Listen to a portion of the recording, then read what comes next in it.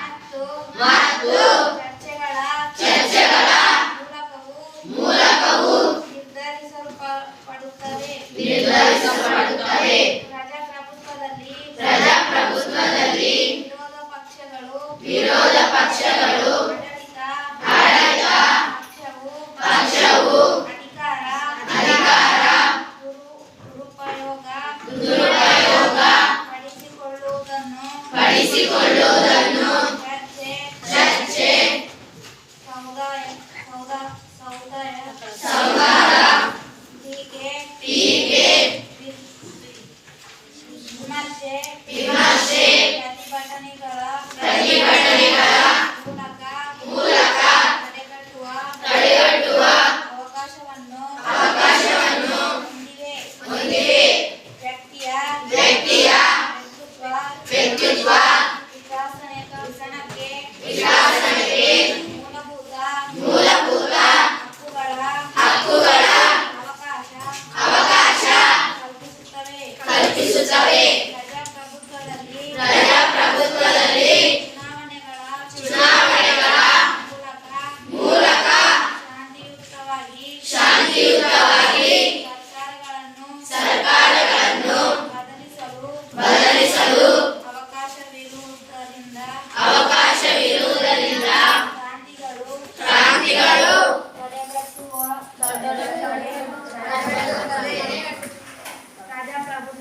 ಪ್ರಜಾಪ್ರಭುತ್ವವು ರಾಷ್ಟ್ರೀಯತೆ ದೇಶಭಕ್ತಿ ಪ್ರಜಾಗೌರವ ಮತ್ತು ವಿವಿಧತೆಯಲ್ಲಿ ಏಕತೆಯನ್ನು ಬೆಳೆಸುತ್ತವೆ. ಪ್ರಜಾಪ್ರಭುತ್ವದ ಅನಾನುಕೂಲಗಳು ಪ್ರಜಾಪ್ರಭುತ್ವವು ಕೆಲವೊಮ್ಮೆ ಅನಾನುಕೂಲಗಳಿಂದ ಕೂಡಿದ್ದು ಈ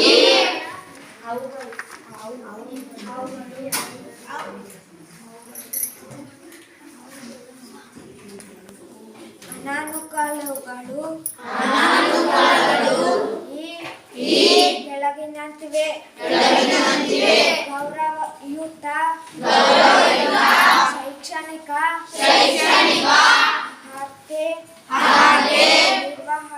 ನಿರ್ವಹಣಾ ಕೌಶಲ್ಯ ಉತ್ತಮ ಲಕ್ಷಣಗಳು ಸಾಮಾಜಿಕ ಆರ್ಥಿಕ ರಾಜಕೀಯ ವಿಜ್ಞಾನದ ಕೊರತೆ ಅಥವಾ ತಿಳುವಳಿಕೆ ಇಲ್ಲದಿರುವ ಹಾಗೂ ಸ್ವಾರ್ಥ ಸಾಧನೆಯ ಜನಪ್ರತಿನಿಧಿಗಳಿಂದ ಪ್ರಜಾಪ್ರಭುತ್ವವು ದುರ್ಬಲವಾಗುತ್ತದೆ.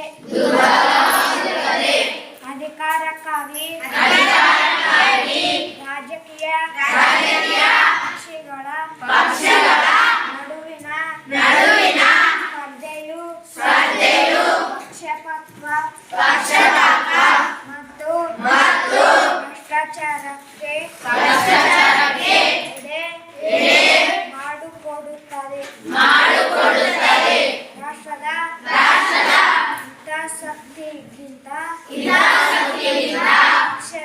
ಪಕ್ಷದ ಹಿತಾಸಕ್ತಿಯು ಬಹು